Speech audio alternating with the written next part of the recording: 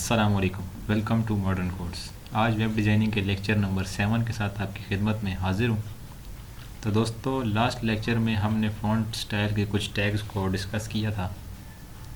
आज जिन टैग्स को मैं आपके साथ डिस्कस करूँगा वो हैं ऑर्डर लिस्ट टैग और unordered list tag. Order list और अनऑर्डर लिस्ट क्या, कौन से टैग्स हैं और ये क्यों यूज़ होते हैं, तो वो आपको समझाने के लिए मुझे जाना पड़ेगा अपने एडिटर में। तो चलते हैं अपने एडिटर में, यानी नोटपैड में। तो सबसे पहले मैं बेसिक स्ट्रक्चर बना लेता हूँ इसका, HTML का। HTML टैग स्टार्ट और HTML टैग क्लोज, और वही हेड टैग।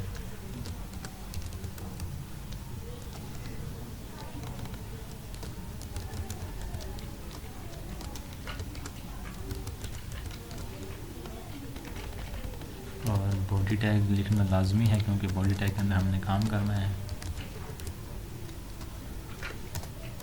तो दोस्तों, यहाँ तक काम हमारा हो गया। आज जो नए टैग्स जो हमने डिस्कस करने हैं वो थे, मैंने आपको बताया था कि ऑर्डर लिस्ट टैग और अनऑर्डर लिस्ट टैग।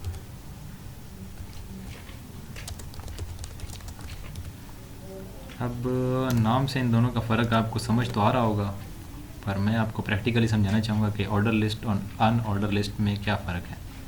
तो सबसे पहले ऑर्डर लिस्ट के लिए हम एक टैग लगाते हैं जिसका नाम है OL टैग और OL टैग क्लोज।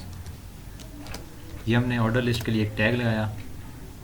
इसके अंदर हम कोई लिस्ट बनाने के लिए एक और टैग लगाएंगे, LI टैग। उसी तरह LI टैग स्टार्ट और LI टैग क्लोज। अब इसके अंदर हम कुछ भी लिख देते हैं, जैसे हमने कोई लिस्ट के कोई पॉइंट्स बनाने होते हैं, किसी पैराग्राफ में हमें कोई पॉइंट्स चाहिए होते हैं, उस तरह हमें अगर यहाँ पे कोई पॉइंट्स लिखने हो, जैसे हम कुछ भी लिख लेते हैं, किसी कंट्री के नेम लिख सकते हैं।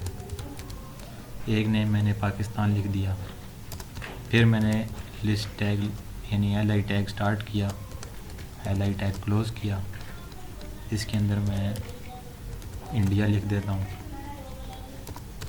फिर से एक और LI टैग लगाते हैं यानी लिस्ट टैग।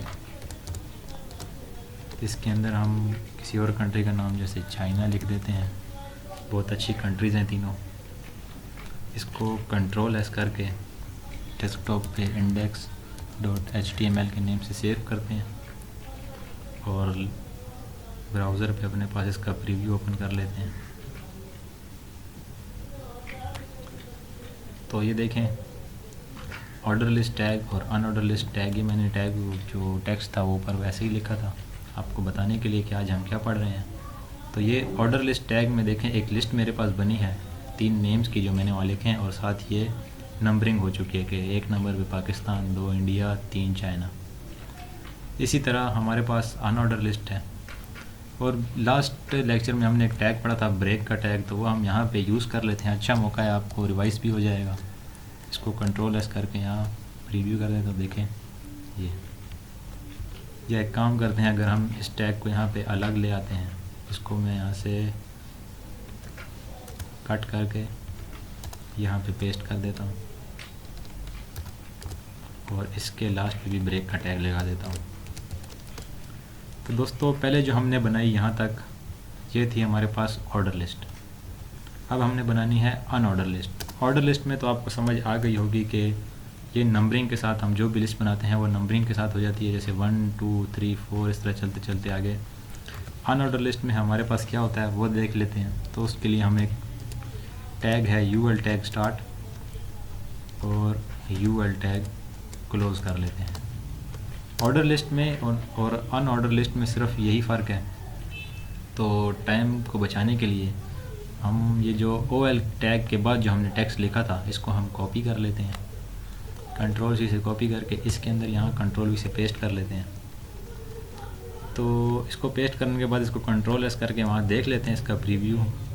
ये देखें, ये ऑर्डर लिस्ट में हमारे पास, जो मैं आपको पहले ही बता चुका हूँ कि जो हम लिस्ट बनाते हैं वो नंबरिंग के साथ हो जाती है, जैसे 1 2 3 और आगे अगर हम और बनाएं तो 4 5 6 और ऐसे ही चलती रहती है। अनऑर्डर लिस्ट में हमारे पास क्या होता है कि हम रैंडमली कुछ भी लिस्ट बनाते हैं और उसके स्टार्ट में ये डॉट लग जाता है।